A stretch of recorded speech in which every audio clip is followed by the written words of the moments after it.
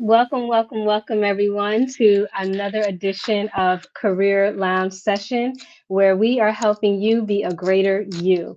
I am your host, Elizabeth People, and this lounge is designed to help middle and high school students prepare for life after high school, because we believe failing to plan is planning to fail. So today's topic is going to be all about interview skills, and we're super excited for that because we know interview skills are essential for anyone going into the workforce.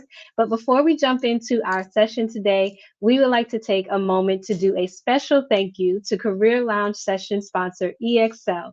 They are a leading data analytics and digital operations and solutions company. To learn more about EXL, you can visit their website at www.exlservice.com. To their sponsorship, because of their sponsorship, we are able to bring this lounge to you at no cost. So, we're going to talk a little bit about who we are.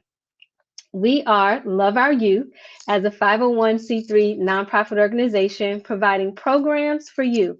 Our mission is to leverage the power of collaboration to uplift and empower youth and their families within our community.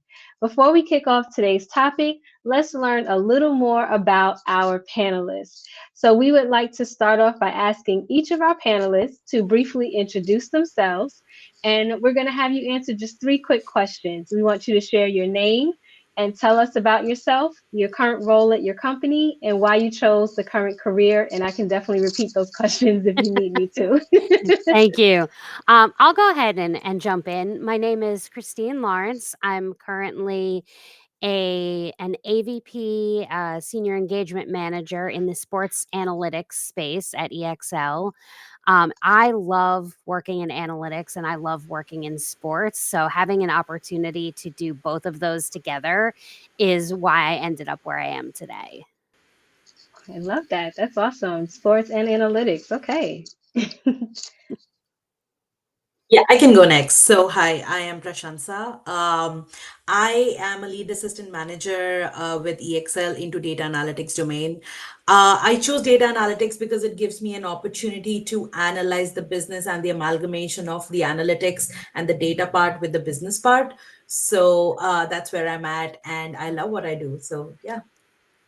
I love that. I was like, I love what I do. I love when people are super excited about what they do in life. It just always reminds me that, when we lean into what our passions are, it really shows. Yeah. So thank you for sharing. Uh-oh. Did we get a camera for you? Uh oh.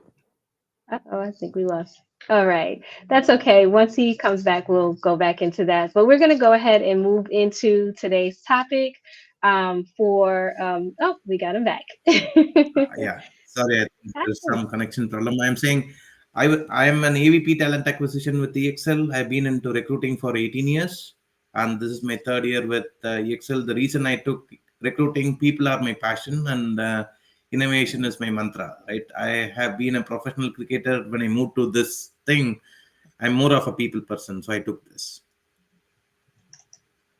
Awesome.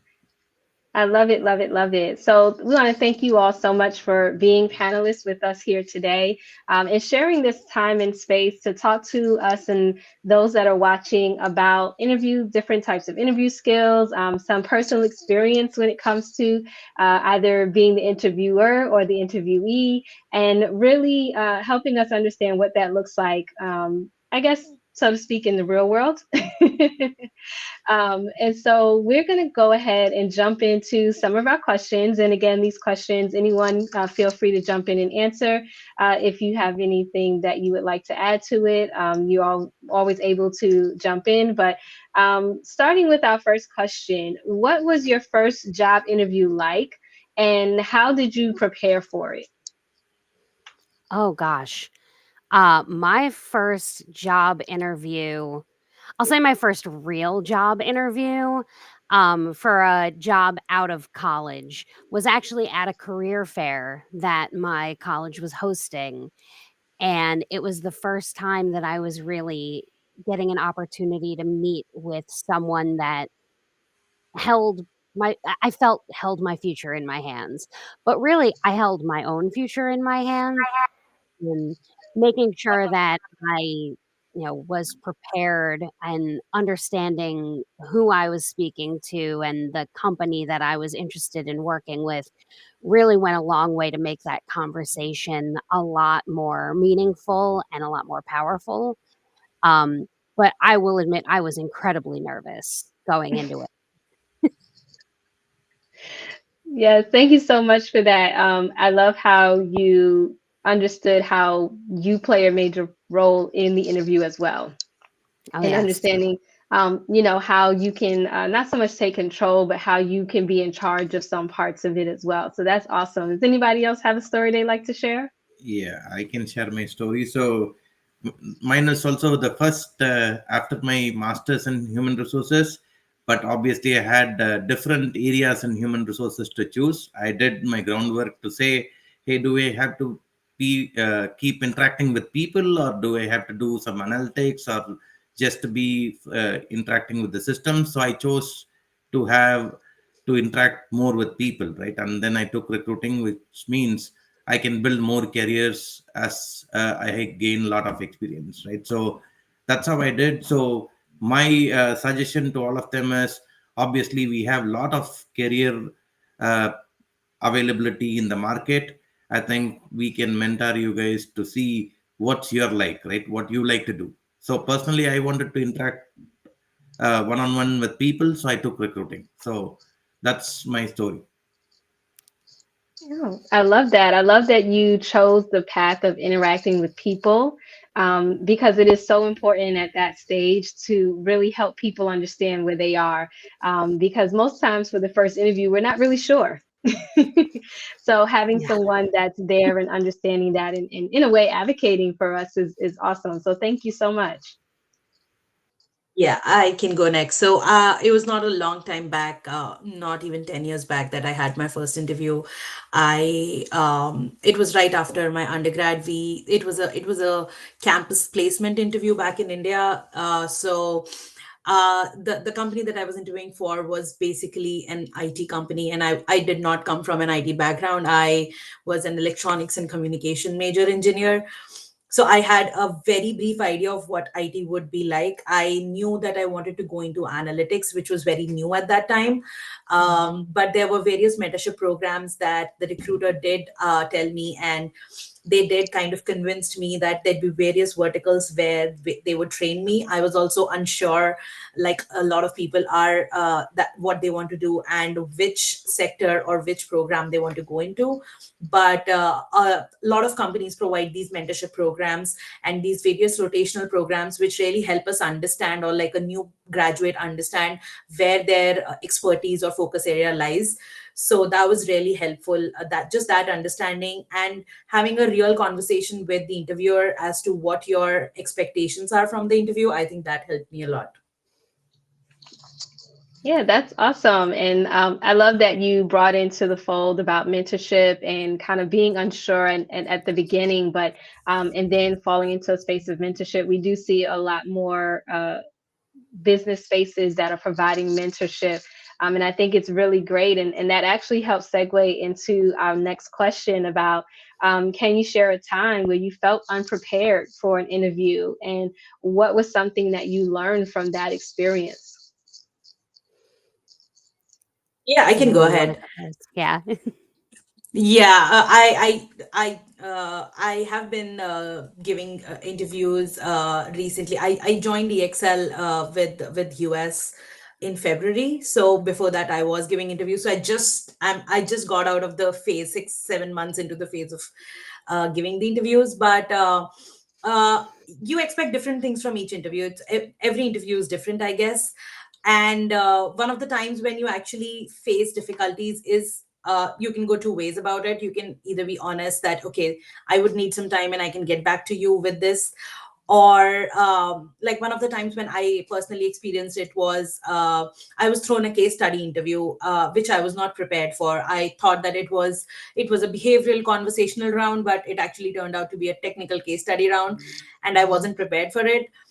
I did do my best to understand it and to go ahead with whatever was asked in the technical part. But I made sure that I conveyed my apprehensions or my thoughts about I wasn't prepared for it, and the interviewer was kind enough to allow me another chance, and they took another interview. So I think just basic expectation of okay, this is what it's going to be in this round. I think that's really important.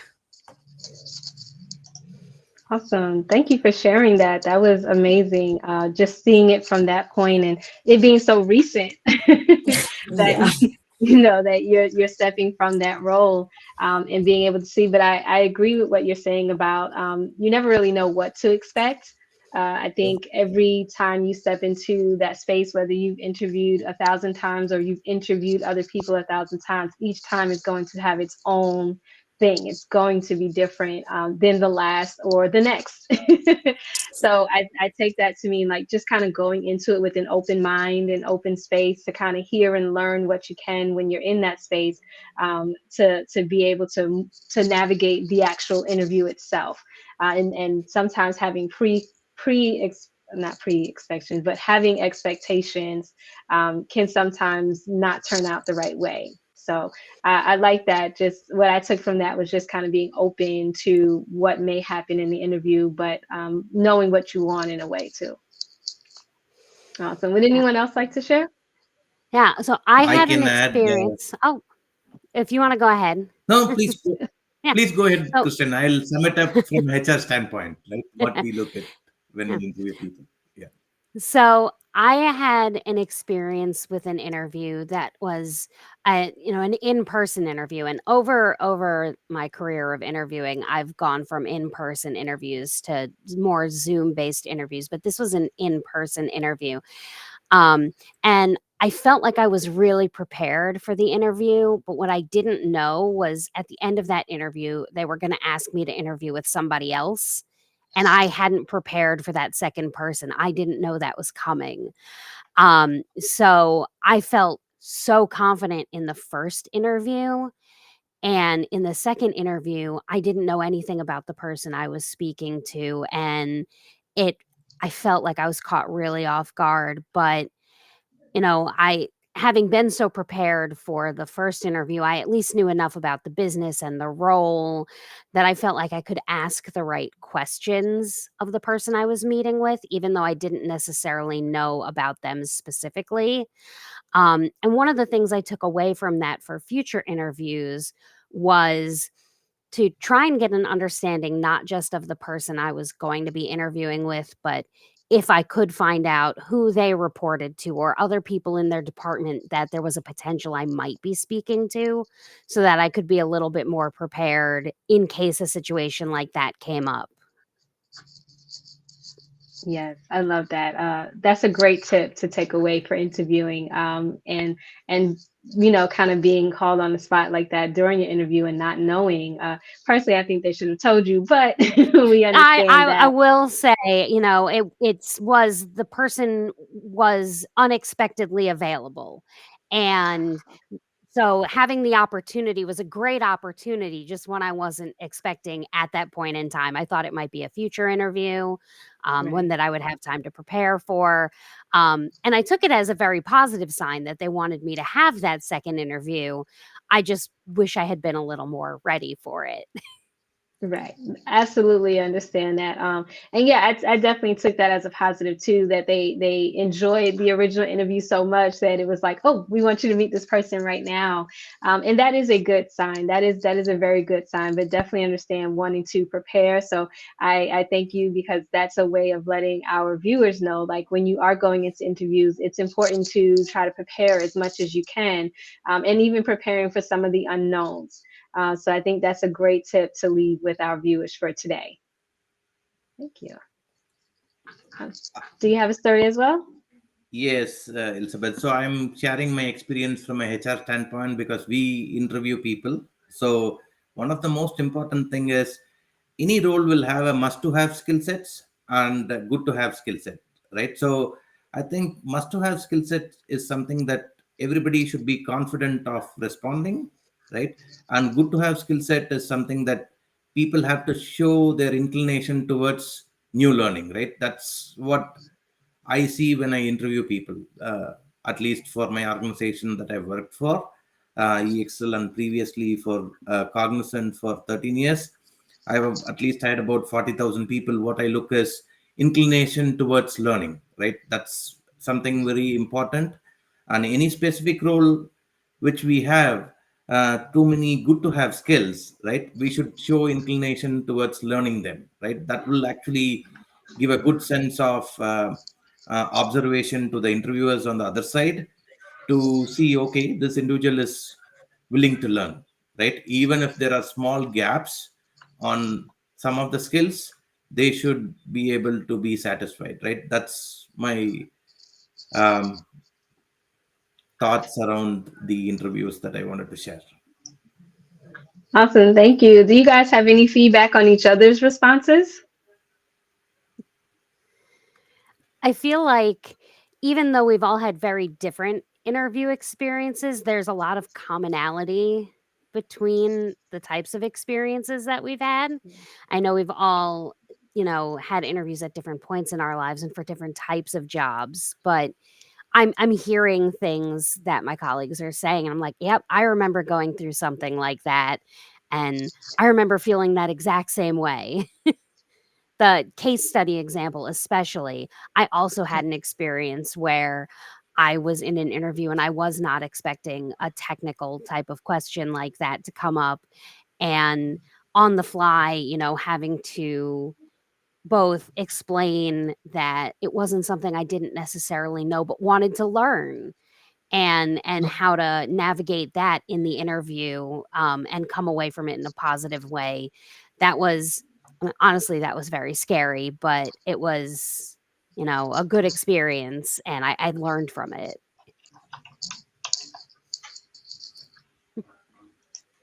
Yeah, I think I also had a similar experience like Christine, where it was I was not prepared for another round of interviews, and that generally happens. People become unexpectedly available and unavailable, so there are chances that your interview might be shortened or cancelled, or there are chances that there'd be another round as per people's availability. But yeah, I agree. I also took that approach as to just seeing how many people does that person report to, and what's the probability of them taking an interview, and just being prepared with that. I think that was also one of the key learnings that I took. And adding to what Vijay also said, we also while I was applying, and while I was interviewing with other organizations, I always made sure that I did look at the job description and what are the skills that they absolutely necessarily need, and do I have those on my resume, and do I have expertise on those as well. So I think those basic questions on must have skills are expected in at least the technical and the behavioral rounds as well. So there are a lot of behavioral skills as well that the organizations need. So having those, I think, help a lot, and reiterating those in your interviews also, I think, help a lot. So I completely agree with whatever my colleague said. Yes, And I am aligned with both of Christine and her. So be authentic, right? Be yourself. So automatically everything that you know will come out. absolutely. Well, I appreciate that. I love the feedback, and I love the common thread through everything was that you guys all experienced some common things throughout your process. And although your processes were different, there are some things that are very common about interviews, and that's a great segue into our next question, which is how can teams develop strong answers to common interview questions? Practice. Practice, practice, practice. Just like any other skill, interviewing is a skill. And there's lots of resources out there that, will list out common interview questions. It's also a great idea to talk to your family or family friends or teachers and, ask about the kind of questions they've had on interviews. What I like to do is put a list together of the questions I think I'm going to have to answer, and then practice them with someone, come up with what my answers would be for those and have someone ask me those questions and kind of not memorize and rehearse, but just get a feel for having a question asked of you and being able to answer it in a way that feels comfortable, um, Mhm. in a safer space where there's no pressure on answering it. So you can kind of get comfortable with that feeling before you have a real interview I like it. Practice is key. Like just for sitting in the everything. mirror. Yeah, like even just I know for myself, it was more like sitting in the mirror and practicing so I knew what my body language looked like. I knew if my surprise face would look like, because I wanted to see what would the interviewer be seeing when I respond to these questions. And so I definitely appreciate you bringing that to light because that definitely was something that helped me when I went on my first interview.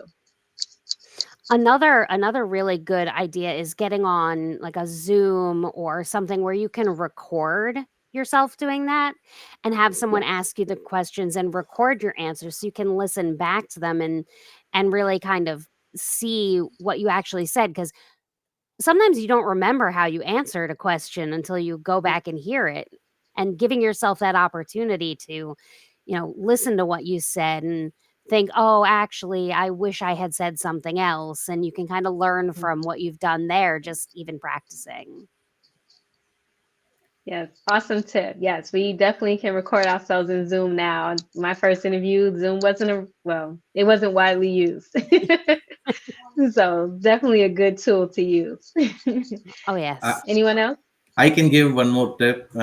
So we can do a mock interview with a peer interview, right? So we can Mhm. have two people. It can be friends, family, anybody, and one can be an observer for the response of the questions that the candidate is saying and take notes. And it should be a correlation of similar thought process that the interviewer is also happening with the responses that the candidate gives, and the observer also has similar points, right? That will help the person who is actually getting mock interviewed to learn, because there is a person who is observing, not asking any questions. There's a person who is asking questions and taking notes on the responses, right? That's really useful, because if we go with multiple rounds of interviews in an organization, this will be helpful, right? So somebody is a silent observer but still has a say, right, in the interview process. So Hmm. I like that. I that's like that a yeah. lot. Yes, yes. So the common thread through this is definitely practice. Different ways in how you can practice for those common questions that are in interviews, and also having others involved so that they can give you feedback, but also a way that you can see yourself and not so much correct, but really understand what you are doing, remembering what you are saying, how you're responding to certain questions, including your body language. And so I think that's really important. So thank you for those responses. Our next question, excuse me, is gonna kind of be like, we've gone through the interview, now we've come to the end. And so how important is it to ask questions at the end of an interview? And what are some good examples of some questions that can be asked? Yeah, I As can some go Oh with yeah. that. Go Go ahead. ahead, Christian. No, no, go ahead. Oh, I was just gonna say, as someone who's conducted interviews in a past life, not necessarily from the HR side, but from the hiring manager side, I definitely love to hear questions because it lets me know if you've been paying attention during the interview. If you ask me a question that we already talked about in the interview, I know you weren't necessarily, you know, mentally there in it, paying attention to what we talked about. But if you ask me a really good question about, um, what life is like in the office, what the experience is like, what opportunities there are in the organization, it helps me understand what you're hoping to get out of a job there other than the job itself. and I can get a better feel for, you know, if you are going to be happy with the things that are offered, or if, you know, there's somewhere I can direct you, or if there's something else that might be appealing to you that I didn't get a chance to share with you. So it not only helps you learn more about the role and the company and the people you might be working with, but also it helps the interviewer learn more about you, your thought process, your interest. Um, and it's a two-way thing even then. Yes. Love it. Thank you. Love it. Love it. Love it. Anyone else have a comment on that? Yeah, as so basically, as Christine said, that it's very very important, because it's also all of the things that Christine said. It helps make the interviewer understand that you're actually paying attention. One, and secondly, it's also about it's not just about the company hiring you, but you also spending 8 hours of your day with the company. So it also has to be a culture fit for you. What is the company culture? What are the organizational styles? One of the typical questions generally is, what is your growth? How do you see your growth in the team, and does that team culture and environment, managers, peers, colleagues fit your working style? So just to understand, because you're going to be spending entirety of your day with the company and with your peers, so it also has to be a culture fit with you. So just the growth of the company would happen if your growth happens. So I think that's one of the perspectives that you should look at and ask at the end of the interview, that what are my growth areas, what do I want to do, and how will I achieve that going forward, being a part of this team or this organization.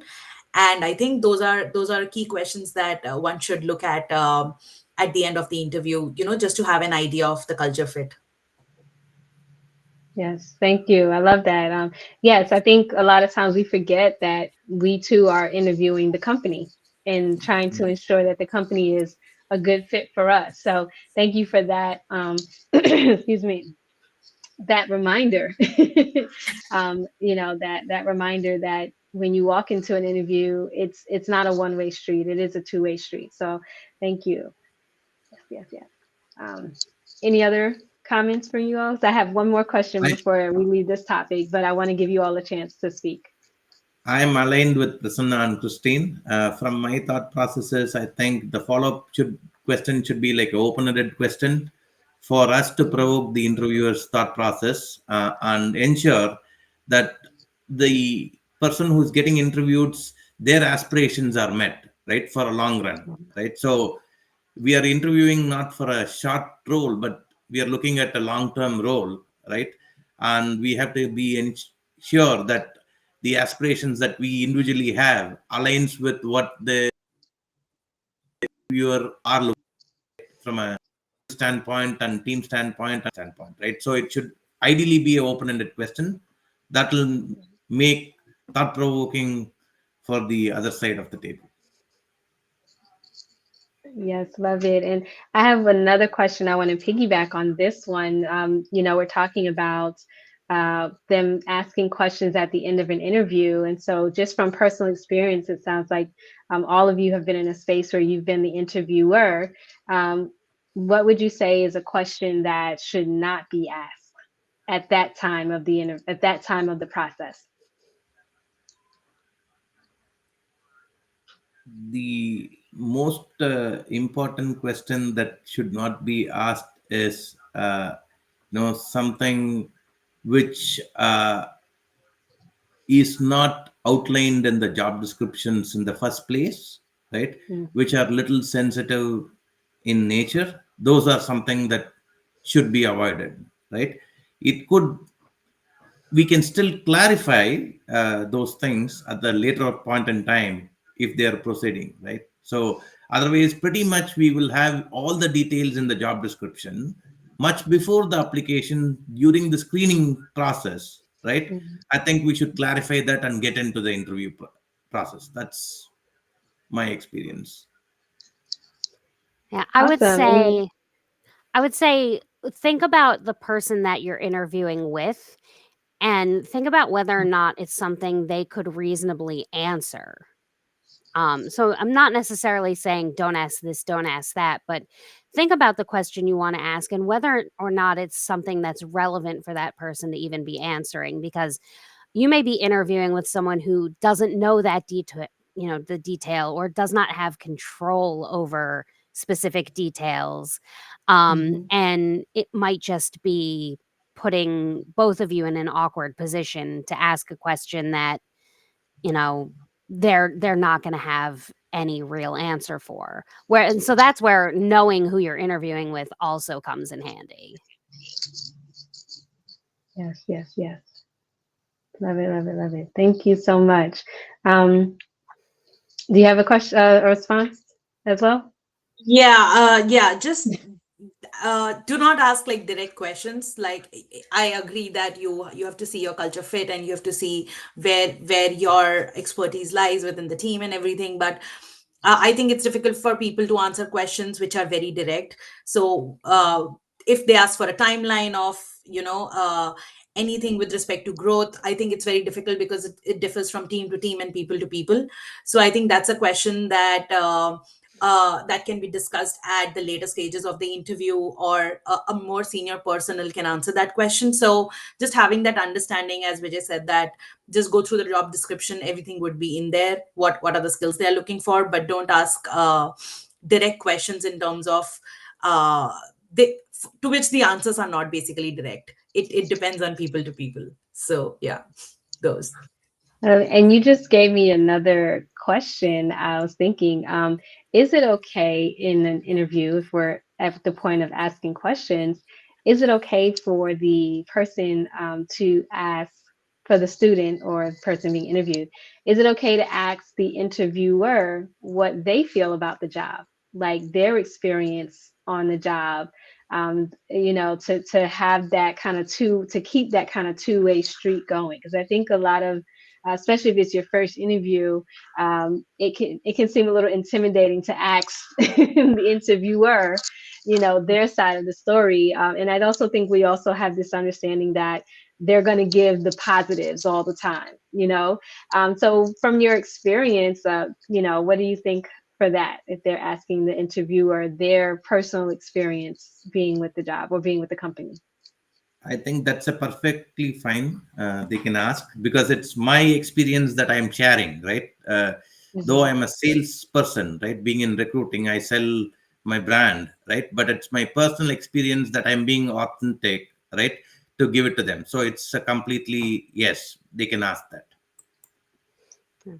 And I honestly would love to be asked that question, because I want to be able to share what it is that I love about being there, or, you know, things that we've talked about in the interview that I can help circle back on through the lens of my experience, if there's an opportunity for it.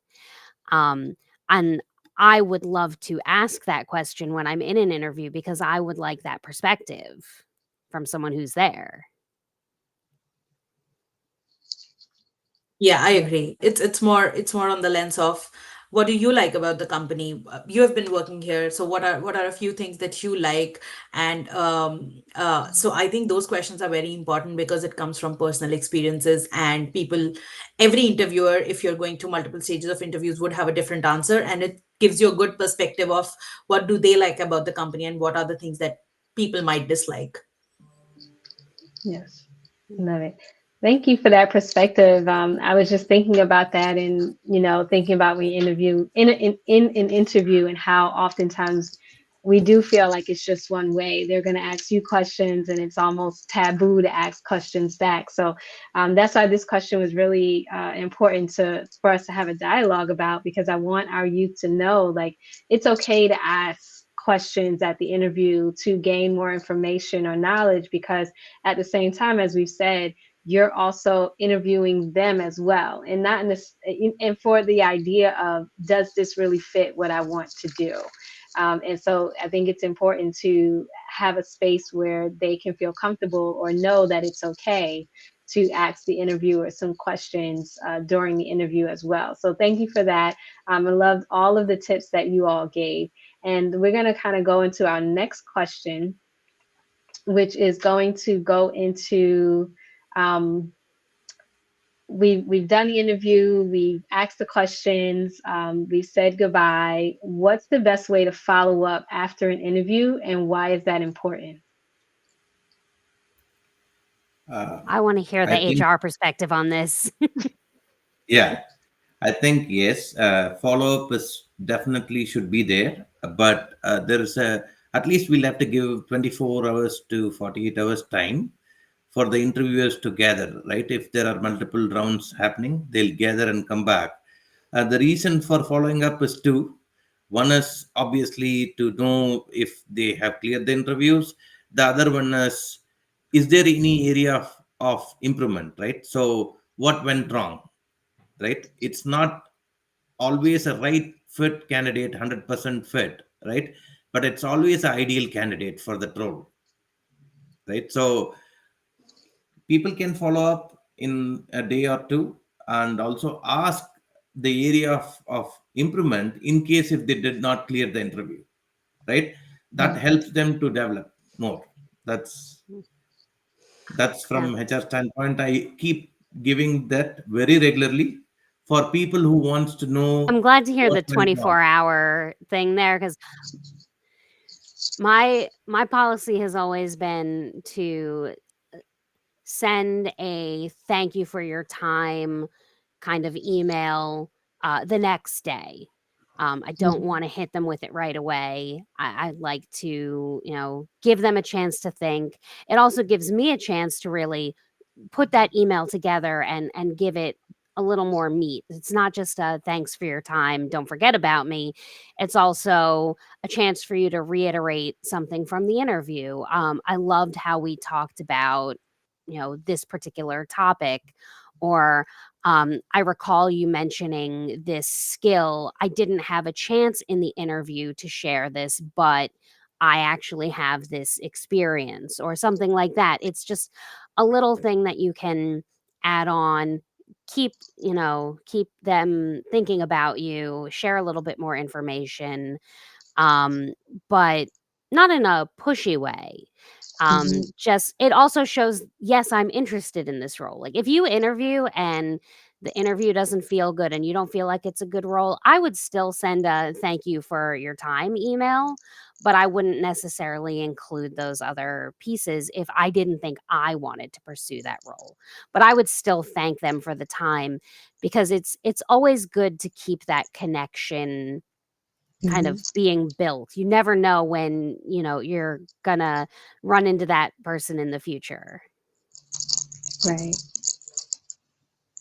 Agree. Yes, sir.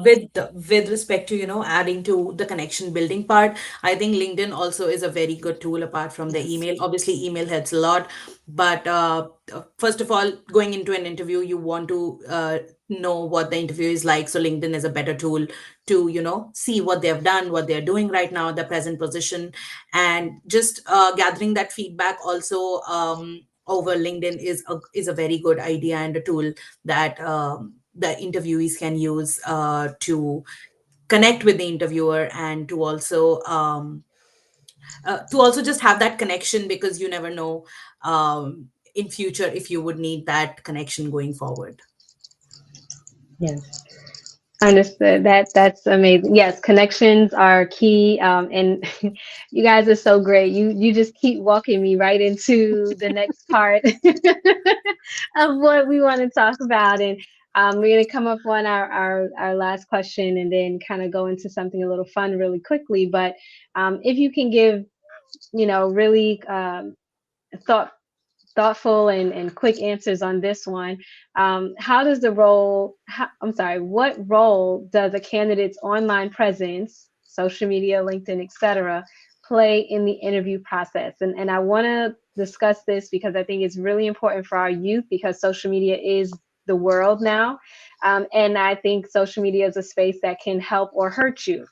So, from the interview perspective, how would you say social media or the online presence plays a role in that interview process? Professional network LinkedIn is very important if they're applying for any kind of role, right? Even It can be early career role, it can be a experience role. I think it's one of the most important, because as a recruiting function, we have accesses to go look at their connections, look at their recommendations, etc., whatnot. I think in now it's really important, at least LinkedIn standpoint. That's what I'm saying. Yeah. Yeah. And I know that LinkedIn might feel very daunting when you're in high school and you haven't necessarily built those business type connections yet, but you know, who you connect with and what areas of industry and what companies you follow on LinkedIn is also really helpful to get a feel for somebody. As far as more traditional social media, my rule of thumb is if I wouldn't want somebody to judge me on it, I don't want it on the internet to begin with. Whether or not that has to do with a job or not, or trying to get a job, um, not to be inauthentic, but if whatever I'm putting out there, that's what strangers are going to think of me, is what they see on the internet before they meet me. And I think it's safe to assume that at some point people are going to see your online presence. So whether or not they're actively searching for it or it comes up, you know, it's always better safe than sorry. Be cautious about what you put on the internet for your own privacy reasons, for, you know, career prospect reasons. You don't want to put something out there that's going to potentially impact you in the future. Even if someone's not directly looking for it right now, it you don't want the opportunity there. Hmm. Agreed so much. In my experience, I think it has not happened quite a lot that the traditional social media that Christine was talking about, it really does not affect unless it's LinkedIn. And obviously, if you're new to LinkedIn and if you just passed high school, I think just having that thought process and organizing your profile in such a way where whatever you've done in high school, it kind of organizes your thoughts and organizes your activities. I think it's a good way to go about it, because going forward you will have different jobs and different perspectives and different roles. And summing it up on a social media platform, I think, is very important, because it gives you a holistic view of what the person has done, and it also Mhm. gives interviewers and HRs and everybody a chance to know you more than your resume or your professional skills. Like any other skills, that you might be a very good basketball player, so it gives you like a team, like it gives a perspective that okay, you are a team player, you've played a team sport, Mhm. so you know what it is to like to work in a team and all those stuff. So I think just having that culmination of thoughts on your LinkedIn is very important. And also during an interview, just coming up with all these key things which might be also applicable to the business, which you have done knowingly or unknowingly in your until your high school. I think that also helps a lot. So definitely adding and making a comprehensive LinkedIn profile, which might not be as professional because you've not had those roles, but just having a thought around it as to okay, this might display something of a team effort or an individual contributor, if that's how you are. So I think that's also very important, and it gives a holistic view of you as a person rather than just another interviewer. I just want to jump back in on the more traditional social media pieces. It also depends on what kind of role you're applying for. If you're potentially looking to work in social media, your social media presence will probably be looked at to see, do you understand how to use these tools? Or, if you're applying for a role in marketing or something like that, are you able to use those skills in that Mhm. type of media? So that's another reason why you just want to make sure that what you're putting out there isn't potentially something that you wouldn't want an employer to see. Agreed. And just from my perspective, I know that I do so much more on LinkedIn now. Mm. Excuse me. That even when I'm in like a networking session or at a function, um, sometimes more than people asking for business cards or things like that, they want to connect with you on LinkedIn. Oh, So yes. it gives them kind of a rundown of your resume, your activities, and things that you like and things that you do without them having to actually sit you down in an interview. It gives So, them a head start, and it's also a mhm, lot quicker and a lot easier to do than get a business card. A lot of people don't carry business cards anymore. right. Mhm, Um, it's an expense that people don't necessarily need. Uh, a lot of people, in my experience at conferences, mhm, people are, pulling up the QR code on their yep. LinkedIn so people can scan it and just, connect right away. Um, it's a great tool, and it also helps you learn about the people you would Mhm. potentially be working with. You can research the industry you're interested in. You can see what kind of jobs are out there. So it's an amazing tool. I wish that it had been a bigger thing when I was earlier in my career. I think it would have been really helpful. Yes. And I know people that will update their LinkedIn long before they update their resumes, Yes, because LinkedIn is kind of it's kind of a real time resume for the person. And so as long as their LinkedIn is up to date, then they feel like we that they've done it. And I agree with that in a sense because we don't randomly send our resumes to people. But when people are searching for you and researching you as they should be, that gives them a really great perspective on what's the most recent things or activities that you've been involved in. The most recent work that you may have been involved in. So they keep LinkedIn up to date sometimes more than that paper resume, which I don't disagree with at all. absolutely. But don't forget about the paper resume. Oh, yes. If you go too long without updating that, that can be stressful. But that's a whole Yeah. different topic.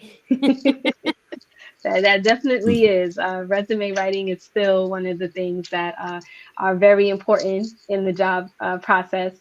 And so, yes, we do need to still have your initial resume. But LinkedIn is a great way for people to see things quick or right away in real time prior to actually meeting you in person sometimes. So that's a great thing for LinkedIn, which I enjoy. All right. Well, I want to thank you all for answering some of these questions for us. We're going to do something a little bit more fun. We're going to do what we call our hot seat. We're going to ask you guys just a few questions that are a little more personal, but Okay. fun at the same time to just kind of get to know you a little bit better. But we know talking about interviewing and some of the topics that we talk about are very serious. And we want people to also, we want the students to also understand that there's personality in this and you can still have fun and be yourself when you're working these jobs. And so I'm going to throw a question out there. And really quick, we're just going to do a quick round robin. You guys can answer, and then we're going to go into our closeout session. Cool? Sounds great. Awesome. So, my first question: would you rather have a rewind button or a pause button on your life for your life? Rewind. Rewind, definitely. Rewind is winning here. I love it. So nobody wants a pause. No one wants to like stop and take a moment. We'll just go back. I either want to relive an experience, or in some cases Mm. I just need to rewind because I didn't hear what you said and I need to hear it again. I love that. I love that. I love the fact about rewinding to relive an experience. We have great experiences in life, and sometimes, yes, we do wish we had a rewind button to do it all over again. So pretty simple. Tea or coffee? Coffee, T. any day. I'm a tea Tea, person. tea. I never I got Same gave for into up teas coffee. with me. I gave up caffeine 9 years ago. Tea it is. Wow, tea all the way. Okay, so what would be the most interesting thing you've read or seen just this week? Oh, just this week. I think Something I about read time a. machine. Yeah, go ahead. No, I said time machine should become true. So I think I Ah, read I did read Atomic Habits, and then one of my social media feeds did come up with habit stacking that he talked about in the book. And I think that really reminded me of, oh yeah, and it reminded, because I implemented Atomic Habits while I was reading it. That was one of the things that I did. So in hindsight, I did get that feeling of, oh yeah, I did develop that habit by stacking it after one another. So I think, yeah, habit stacking was something very interesting that I revisited. Very much so. I've had all this time to think, and I just so I'm an avid reader. I've read 97 books so far this year. Wow. Um, but I'm in between books right now, so I actually don't have a book that I've read this week. Um, and that's actually crazy to me. Um, but but finding the time to read, whether it's fiction, nonfiction, whether it's Mhm. current events, whether it's just something to escape from what's going on, I find it really important. And I think that's what I'm going to go with here. I love it. And so our last question, what's a hobby or skill you've always wanted to learn but haven't yet? Tennis. I've always wanted to learn how to play tennis, and I'm gonna start the classes probably next month. That's something that I've decided. It was a goal for this year, at least be at a beginner level of tennis. So I think I've pushed myself enough to start to learn it. So yeah, tennis is something that I really wanted to learn, and I'm gonna start with pickleball. Pickleball. I've tried my hand at pickleball, which is kind of similar to tennis, but yeah, Hmm. tennis is something that I'm planning to learn this year. Love it. Anyone else? I would like to learn the Yeah, harmonica. That's I am in a amazing. band, and we do some songs where having a harmonica would be awesome. So I want to learn it so that I can play those parts. I love it. I would like to learn ice skating for the winter. So Ooh, love summer that. sports is good. So winter is coming. So I would like to learn ice skating. I love it. I love it. I love it. I love it. I am going to learn, and it's not fun, but I need it. Better time management. It's like I know you say a hobby or a skill, and I thoroughly believe time management is a skill that some people have and some people don't. I'm the latter, and some days I have to. If I don't have a to do list, I am all over the place, and so I'm gonna learn how to better manage my time. That's something that I definitely want to, or a skill set that I definitely want to obtain better than that. It's a Um, great one to have. I And know. even when you have time management, it's still worth working on. It is. I see people that have time management skills, and I'm like, I want to be just like that as I grow up. And I think it's a good tool. It's a good skill to have. And for me, I would say that's something that I definitely would love to have more of or be better at. So now we're going to go into kind of our recap. If you guys, we want to give you an opportunity to leave some final thoughts, some final words for our students that are watching with us today, before we go ahead and close out our session. One thing that I wanted to say was, do not. I know it's scary to go into your first interviews, but the company wants you as much as you want the company. So Mm, don't be skeptical and apprehensive of asking those difficult questions. And also, if it doesn't feel and seems like a culture fit to you, do not go ahead and step into something that you would not want to do for 8 hours a day. So yeah, just that you're interviewing, as you rightly said, the company is interviewing you and you are interviewing the company. So yeah, just go with that mindset. love it. Uh, Any every others? every interview is a chance to learn more about yourself. From the questions that people are going to ask you, you might be surprised at the answers you come up with on the fly. Mm, And every interview is also a chance for you to practice for the next interview. So even if you feel like an interview didn't go particularly well, you can learn from what you did in that interview and improve for the next one. I love it. We have, I'm sorry, go ahead. No, I was saying successful marriages are always both sides. So I think it applies to the organization and the people that we are hiring, right? So it should be both sides. I should like the company and company should like me, right? So no harm in asking any questions to understand more and take that call. So I relate that to a successful marriage.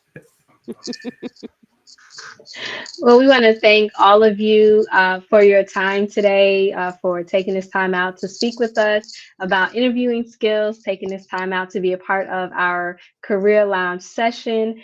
We also want to thank all of our students and those that are watching for joining us today. We hope that today's conversation has given you the insight and clarity on making plans for life after high school.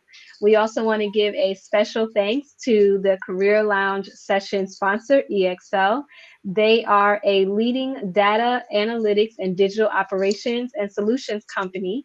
To learn more about our sponsor, EXL, go to www.exlservice.com. And thanks to their sponsorship, we are able to bring this lounge to you at no cost. So we do look forward to seeing you at our next Career Lounge session. All sessions are here on our YouTube. Make sure that you go to our playlist and watch them all. And don't forget to subscribe, like, comment, and share this and future sessions with your friends. Thank you for joining us. Thank you. Thank you so much.